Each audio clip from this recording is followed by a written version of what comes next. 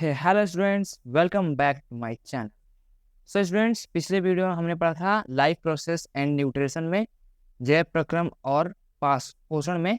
हमने पिछले वीडियो में पढ़ा था हमारे टंग के बारे में। टंग में कितने प्रकार के हमारे पोजीशन होते हैं, टेस्ट टब। तो इस वीडियो में हम पढ़ने वाले हैं लाल ग्रंथियों के बारे में। तो यहाँ पे 3 जोड़ी लाल ग्रंथियाँ पृथक वाहिनियों द्वारा मुख गुहा में खुलती हैं। तो जो हमारे मुख गुहा होती है, जिसे हम माउथ कहते हैं, उसमें 3 प्रकार की लाल ग्रंथियां इनमें खुलती हैं, मतलब यहाँ से स्रावित होती है हमारे मुंह में, जिनका विवरण नीचे पाचक ग्रंथियों में दिया गया है। तो यहाँ पे नीचे आप दिया गया है। तो जो यहाँ पे दूसरा है वो है ग्रसनी। ठीक है, मुख गुहा का वह पिछला भाग ही ग्रसनी कहलाता है। मुख गुहा का पिछला भाग ही ग्रसनी कहलाता है। यह लगभग 12 से 14 सेंटीमीटर लंबी के आकार नलिका होती है, जो कि वायु व भोजन का सहमार्ग होता है। ठीक है, तो जो हमारी ये कीप आकार की जो नलिका होती है, ठीक है, ये 12 से 14 सेंटीमीटर लंबी होती है और जहाँ से वायु और भोजन का एक सहमार्ग होता है। ठीक है, इसके अतिरिक्त यह बोलते समय ध्वनि की गूंज उत्पन्न करने में सहायता करती है। प्रश्नी में अंदर एक बड़ा छिद्र होता है जिसे निगल द्वार कहते हैं, जिसके द्वारा हम अपने फूड्स को इंटेक करते हैं, अंदर ग्रहण करते हैं। इसके पास ही श्वसन नली का छिद्र होता है अथवा घाटी द्वार होता है। ठीक है, और घाटी द्वार पर लटकी हुई पत्ती के समान उपास्थ में, ठीक है, घंटी ढापन, ठीक है, घंटी ढापन होता है जो भोजन निगलते समय घाटी द्वार को ढक देता है, जिससे भोजन श्वास नली में नहीं जा पाता है। इस प्रकार ग्रसनी भोजन को ग्रास नली तक पहुंचाने में सहायता करता है। तो आप कभी देखते होंगे आपको छींक आती होगी, तो उस समय क्या होता है, हम जल्दी में अपने भोजन को जल्दी खाने के चक्कर में क्या होता है, हमारा जो ये घंटी ढाप होता है ये सही से वर्क नहीं कर पाता है, और क्या होता है, हमारा जो भी हम खाते हैं वो क्या हो जाता है, हमारे श्वास नली में चल जाता है। उस समय हमें बहुत जोर से छींक आती है। ठीक है, तो यही कारण होता है छींक आने का। जब हमारे श्वास नली में कोई भोजन का टुकड़ा चला जाता है तो हमें छींक आती है, वो ये इसी कारण होता है। उसके बाद हमारा दूसरा है ग्रशिका, ग्रास नली, एस्टोफेगस। तो यह पतली पेशीय संकुचनशील व लगभग 23 से 27 सेंटीमीटर लंबी होती है। ग्रसनली निगल द्वारा आहार नाल के दूसरे अर्थात ग्रास नली में खुलती है। इसकी दीवार में पाचन ग्रंथियां नहीं होती है, परंतु श्लेष्म ग्रंथियां उपस्थित होती हैं। तो श्लेष्म ग्रंथियां के बारे में भी आगे पढ़ेंगे। तो जिसमें भोजन क्रमाकुंचन द्वारा फिसलता हुआ आमाशय में पहुंचता है। एक पेशीय व संकुचनशील छिद्र आमाशय में इसके खुलने को नियंत्रित करता है। इसके बाद हमारा अगला टॉपिक आता है आमाशय। ये हम इस टॉपिक को देखते हैं, आमाशय, स्टोमच जिसे कहते हैं इंग्लिश में। तो स्टोमच यह लगभग 25 सेंटीमीटर लंबा आहार नाल का सबसे बड़ा चौड़ा, ठीक है, सबसे चौड़ा थैलीनुमा भाग होता है, जो कि जे आकार का होता है। ठीक है, तो जो इसका शेप होता है आमाशय का, वो जे आकार का होता है, जिसमें जठर ग्रंथियां, ठीक है, जठर ग्रंथियां पाई जाती हैं, जो भोजन के पाचन हेतु रस क्या करते हैं, रस का श्रावण करती है। तो इसमें जो हमारी आहार नाल होती है स्टोमच, इसमें आहार नाल में हमारे इसमें जठर रस पाया जाता है, और ये क्या करता है, ये जठर ग्रंथियां से जठर रस का श्रावण करता है। प्रत्येक व्यक्ति के आमाशय की दीवार में लगभग 3.5 करोड़ जठर ग्रंथियां होती है। 3.5 करोड़ क्या होती है, जठर ग्रंथियां होती है। जठर रस में हाइड्रोक्लोरिक अम्ल HCl, जिसे कहते हैं HCl, हाइड्रोक्लोरिक अम्ल, पेप्सिन, लाइपेज नामक विकार एंजाइम उपस्थित होता है। आमाशय के 4 प्रमुख भाग होते हैं। ठीक है, आमाशय के कितने भाग होते हैं, 4 प्रमुख भाग होते हैं। तो जो पहला है कार्डियक भाग। ठीक है, जब आमाशय के शेप को आप देखेंगे तो उसको 4 भागों में उसे डिवाइड करते हैं। तो जो उसमें पहला भाग होगा वो होगा कार्डियक भाग। ठीक है, कार्डियक रीजन। तो आमाशय का ऊपरी भाग जिसमें ग्रास नली खुलती है, यह भोजन का यह भोजन का आगमन कार्डिक संकोचन द्वारा नियंत्रित होता है। ठीक है, तो इसे इसलिए कार्डिक भाग कहते हैं। जो हमारी ग्रास नली होती है वो जिस के द्वारा आमाशय में जुड़ी रहती है उस भाग को क्या कहते हैं? कार्डियक भाग कहते हैं। उसके बाद हमारा दूसरा आता है फंडिक भाग। ठीक है, फंडिक भाग आमाशय का मध्य भाग होता है। ठीक है, फंडिक भाग होता है जो आमाशय का मध्य भाग होता है। आगे देखते हैं। और उसके बाद हमारा जो थर्ड भाग होता है वो होता है पाइलेरिक भाग। पाइलेरिक भाग ये आमाशय का निचला भाग होता है जो छोटी आंत में खुलता है। ठीक है, तो ये आमाशय का सबसे अंतिम भाग होता है और ये जाके छोटी आंत से जुड़ जाता है। इसका अंतिम भाग पाइलेरिक संकोचन द्वारा क्या होता है? सुरक्षित रहता है। इसका अंतिम भाग पाइलेरिक द्वारा संचित रहता है। श्लेष्म भाग, इसके बाद हमारा लास्ट आता है श्लेष्म भाग। उपयुक्त तीनों भागों के अतिरिक्त बचा हुआ भाग शेषाग्र या काय कहलाता है। तो शेषाग्र या काय क्या होता है? जो इन तीनों के जो पहले जो रीजन थे, फंडिक रीजन, पाइलेरिक रीजन, इनके अकॉर्डिंग इसके बाद जो जितना भाग बचता है उसे हम कहते हैं शेषाग्र या काय। ठीक है, शेषाग्र या काय आमाशय भोजन को कुछ समय के लिए एकत्रित रखता है, फिर उसे पीसकर व तोड़कर उसका आंशिक पाचन करता है। ठीक है, इस कार्य में जठर रस का योगदान महत्वपूर्ण होता है। अतः आमाशय में पेशीय संकुचन गति के कारण भोजन लुगदी कायम में रूपांतरित होता है। ठीक है, इसके बाद हमारा अगला आता है, हमारा अगला टॉपिक नेक्स्ट ऑर्गन हमारा आता है वो आता है छोटी आंत। ठीक है, स्मॉल इंटेस्टाइन। स्मॉल इंटेस्टाइन, छोटी आंत। तो छोटी आंत को हम देखते हैं।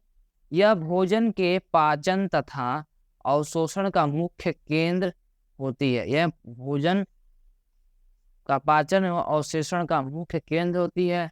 यह लगभग 6 से 7 मीटर लंबी तथा 2.5 मीटर चौड़ी तथा अत्यधिक कुंडलित नली संरचना होती है। कुंडलीनुमा अधिक संरचना होती है। इसमें अधिकतर भाग रेशांकुर विलाई पाए जाते हैं। ठीक है, जो भोजन को पाचन तथा अवशोषण के लिए सहायक होते हैं।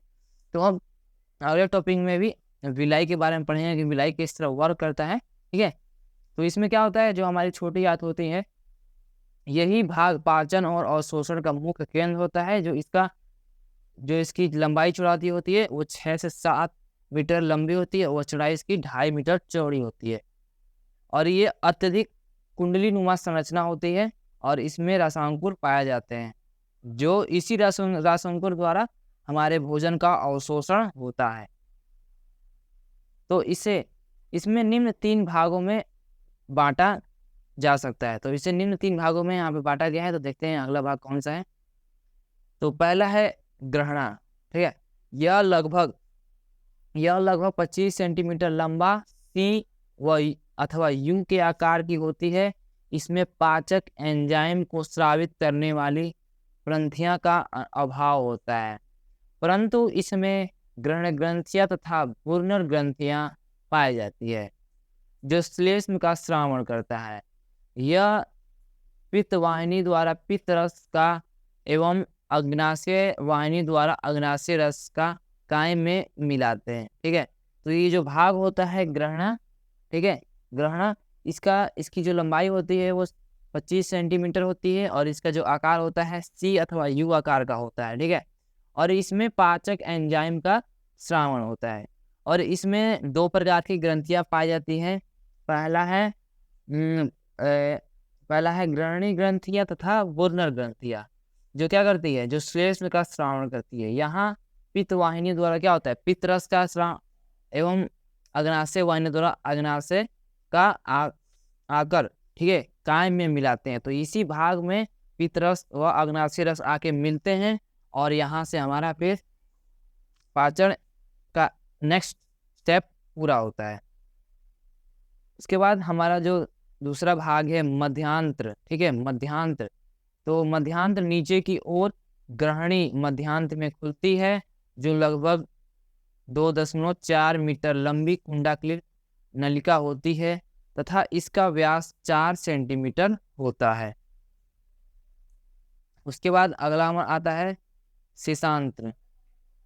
मध्यस्थ भाग लगभग 3.4 मीटर लंबी कुंडलीकृत नलिका में खुलती है, जो क्या होती है, छोटी आंत का अंतिम हिस्सा होता है। ठीक है, इसकी दीवार मध्यांश से पतली होती है। यह छोटी आंत का सबसे लंबा भाग होता है। यह बड़ी आंत के उंडुक व सिक्कम में खुलता है।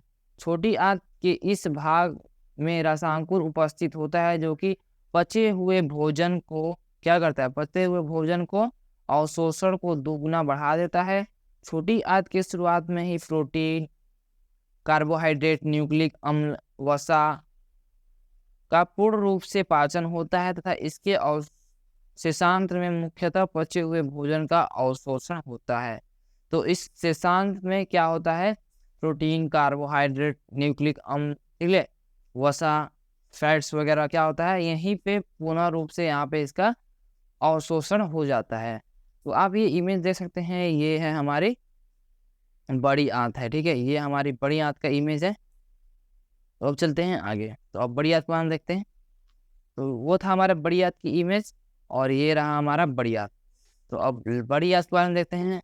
तो यह आहार नाल का अंतिम भाग होता है। जो बड़ी आंत होता है, ये आहार नाल का हमारे अंतिम भाग होता है। यह लगभग 1.5 मीटर लंबी तथा 4.7 मीटर चौड़ी लंबी नलिका होती है। इस भाग में पचे हुए भोजन का तथा जल का अवशोषण होता है और साथ ही अपच भोजन को शरीर से बाहर निकाल दिया जाता है। छोटी आंत तथा बड़ी आंत के संधि स्थल पर एक शेषांत्र उडिंकियस कपाट होता है।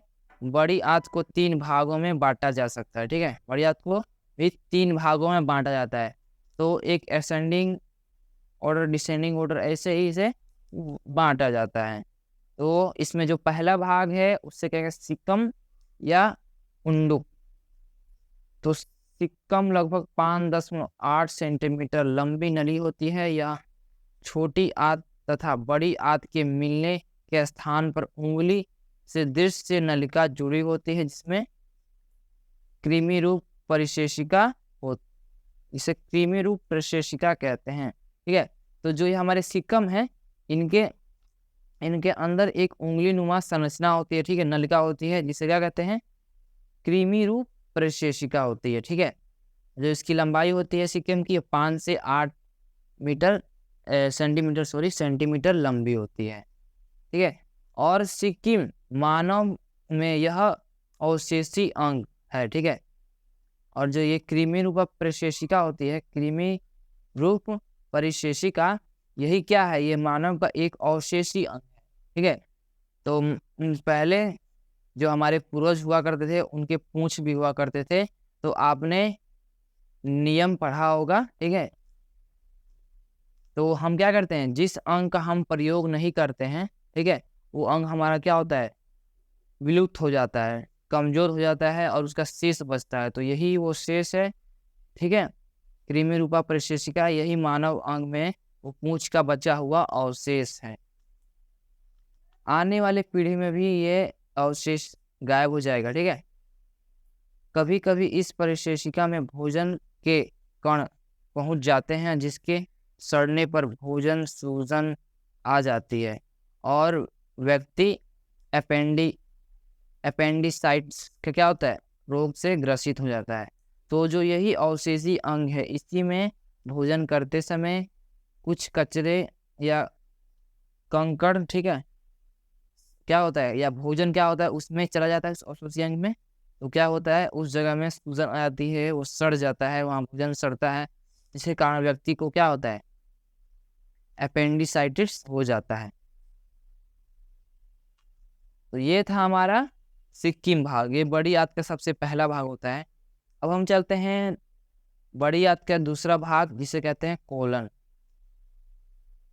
तो कोलन क्या होता है, उल्टे यू आकार की नलिका होती है, जो लगभग 1.3 मीटर लंबी होती है। ठीक है, जो निम्न क्या होता है, जो निम्न 4 प्रकार खंडों में विभाजित होती है। तो इसे भी 4 खंडों में विभाजित कर दिया गया है हमारी। तो पहला है आरोही खंड, अनुप्रास्थ खंड, तीसरा है आरोही खंड और अवरोही खंड, तीसरा है अवरोही खंड और चौथा है हमारा सिग्माइडिस खंड। तो कोलन जगह जगह से खुला रहता है जिससे हास्ट्रिया कहते हैं। ठीक है, कोलन जगह जगह खुला रहता है जिस भाग को क्या कहते हैं, हास्ट्रिया कहते हैं। एक इम्पोर्टेंट क्वेश्चन हो सकता है एग्जाम के लिए, तो आप इसे नोट कर लीजिएगा। इसका सिंपली आप नोट बनाइएगा, जो भी मैं पढ़ा रहा हूँ आपके सामने इसका नोट बनाइएगा और आप कमेंट कीजिए। तो मैं इसका भी इस पीडीएफ का लिंक क्या करूँगा, मैं इसका पीडीएफ में कन्वर्ट करके इसे हम इसका लिंक प्रोवाइड करा दूंगा डिस्क्रिप्शन लिंक में। तो ये था हमारा तीसरा भाग। अब हमारा आता है तीसरा भाग, मलाशय रेक्टम। तो यह बड़ी आंत का सबसे अंतिम भाग होता है जो लगभग 15 सेंटीमीटर लंबा होता है और मलाशय की भित्ति बहुत पतली होती है। मलाशय का अंतिम भाग गुदानाल एनल कहलाता है, जो एक आयताकार गुद्दा व मल द्वार द्वारा शरीर से बाहर खुलता है। तो यही वो लास्ट भाग है, ठीक है, जिसमें हमारा भोजन का पूर्ण रूप से पाचन हो जाता है और जो बचे हुए अवशेष होते हैं हमारे भोजन के, अनावश्यक चीजें होती हैं, उन्हें क्या किया जाता है, उससे यहाँ पे स्टोर कर दिया जाता है मलाशय में। ठीक है, तो मलाशय का ये जो बड़ी आंत का अंतिम भाग होता है मलाशय, ठीक है, इसकी लंबाई 15 सेंटीमीटर होती है और इसकी भित्ति होती है बहुत पतली होती है और ये क्या होती है, ये एक वृत्ताकार मलाशय द्वारा, ठीक है, बाहर हमारे शरीर के बाहर खुलती है, जिसे हम मल द्वार भी कहते हैं। मल द्वार को इंग्लिश में एनस कहते हैं। तो ये था हमारा मलाशय।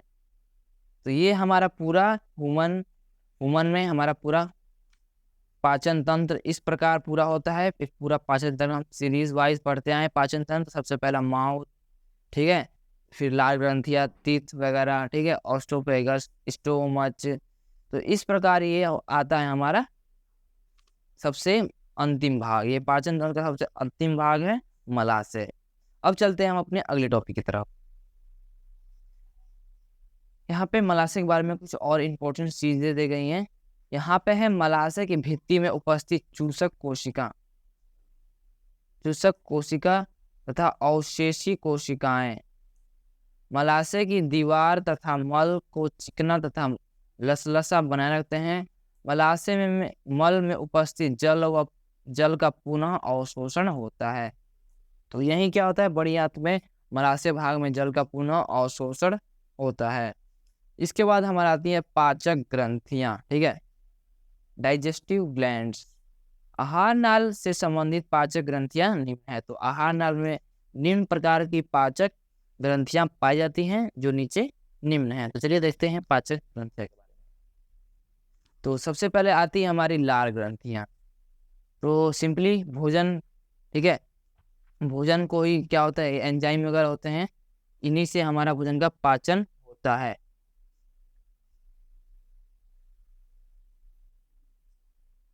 तो ये हमारी लार ग्रंथियां।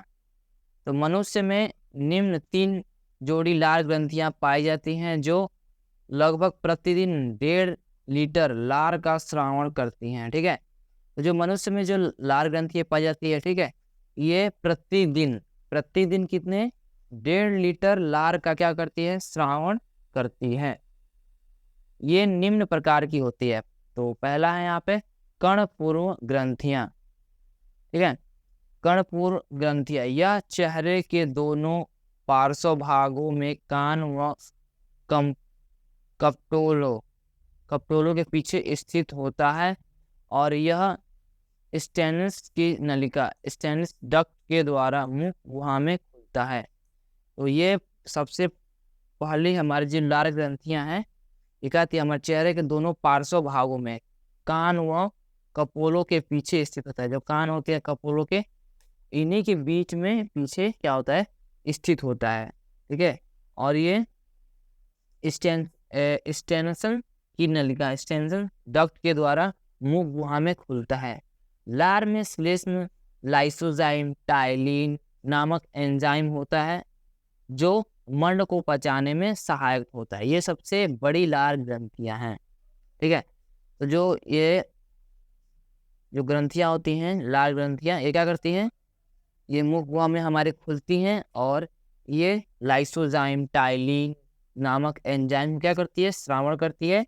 ये जो एंजाइम होते हैं ये मंड को पचाने में सहायक होता है और ये सबसे बड़ी लार ग्रंथियां हैं। उसके बाद हमारा दूसरा आता है अधोहनु ग्रंथियां। यह निचले जबड़े के पार्श्व भाग में स्थित होता है। ये ग्रंथियां निचले कृदंत दांतों के पास